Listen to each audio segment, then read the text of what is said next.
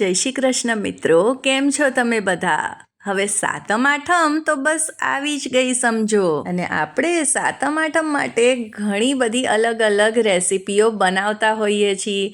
તો આજે આપણે બનાવી લઈએ બાળકો માટેની સ્પેશિયલ એવી રેસીપી કે જે એમને ખૂબ જ ભાવશે, અને તે છે ચીઝલિંગ્સ. એકદમ જ ઓછા ખર્ચે બહાર કરતાં પણ એકદમ ટેસ્ટી ઢગલાબંધ ચીઝલિંગ તમે બનાવી શકો છો ઘરે. તો જો 2 કપ લોટમાંથી હું બતાવું તો આટલા બધા ચીઝલિંગ્સ તૈયાર થાય છે.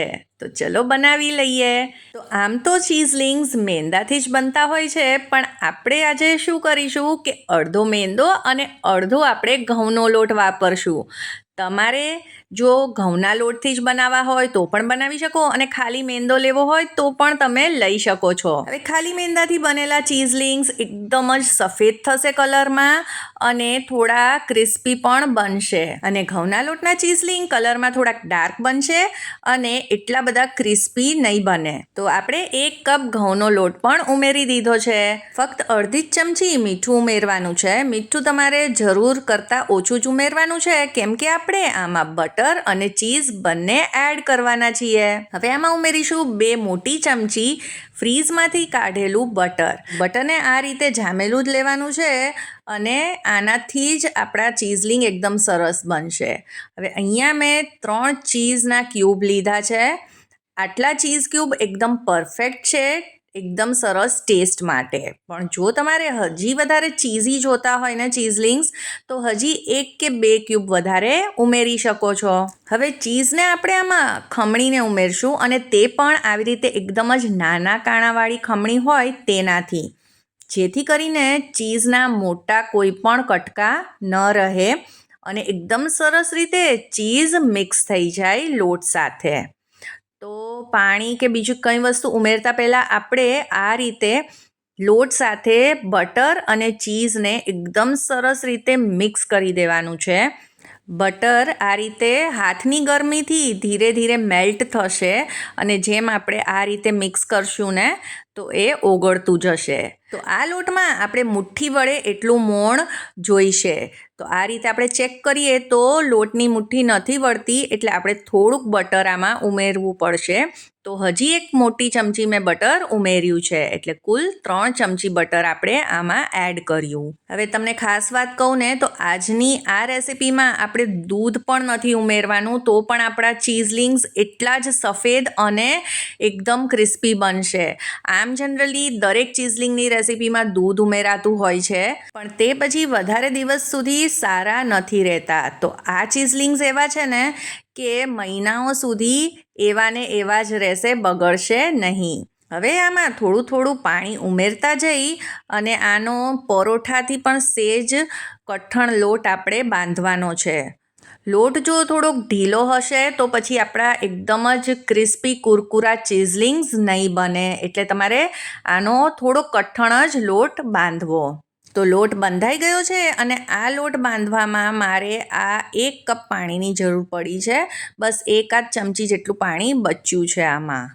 તો હવે લોટ બંધાઈ જાય પછી આપણે આ રીતે લોટને 2 મિનિટ માટે મસળવાનો છે, અને પછી આપણે લગભગ 10 થી 15 મિનિટ માટે આને રેસ્ટ આપીશું. આને આપણે ભીના કપડાથી ઢાંકી દઈશું, અને તેને ઢાંકી અને આપણે એક તરફ રાખી દઈશું. હવે આજે જે ચીઝલિંગ્સ આપણે આ તૈયાર કરવાના છીએ ને, તે આપણે આ રીતે કિચન ટોપ ઉપર જ બનાવીશું. તો આપણે એકદમ સરસ રીતે કિચન ટોપને ક્લીન કરી લઈએ ભીના કપડાથી. હવે સાતમ માટેની ઘણી બધી રેસિપીઝ મારી ચેનલ પર છે, જેમ કે મોણ વગરના તીખા ગાંઠિયા, થેપવાની ઝંઝટ વગર નવી જ રીતના બાજરીના વડા, માત્ર 3 ચમચી ઘીથી બનતી એવી મીઠાઈ જે ઘરની જ રહેલી વસ્તુથી તમે ઝટપટથી બનાવી શકશો અને વ્રતમાં પણ ખાઈ શકશો. તો આ બધી રેસિપી પણ અચૂકથી જોજો, તેની લિંક ડિસ્ક્રિપ્શનમાં આપી દઈશ. તો ચલો, પ્લેટફોર્મ તો ક્લીન થઈ ગયું છે અને લોટને પણ રેસ્ટ મળી ગયો છે. તો આપણે ચેક કરી લઈએ લોટ. તો લોટ પહેલાં કરતાં પ્રમાણમાં થોડોક સોફ્ટ થઈ જાય છે, કેમ કે આપણે ભીનું કપડું ઢાંકેલું. તો હવે આ પરફેક્ટ લોટ છે. તો અડધી ચમચી જેટલું જ ખાલી ઉપરથી તેલ નાખીશું અને લોટને ચીકવી લઈશું. હવે આ લોટમાંથી આપણે મોટી સાઇઝનો એક લુઓ લેવાનો છે.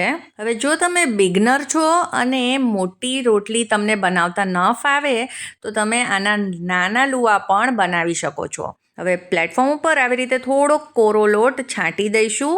આમ તો આને વણવા માટે આપણે લોટની જરૂર નહીં પડે, આસાનીથી તે વણાઈ જશે.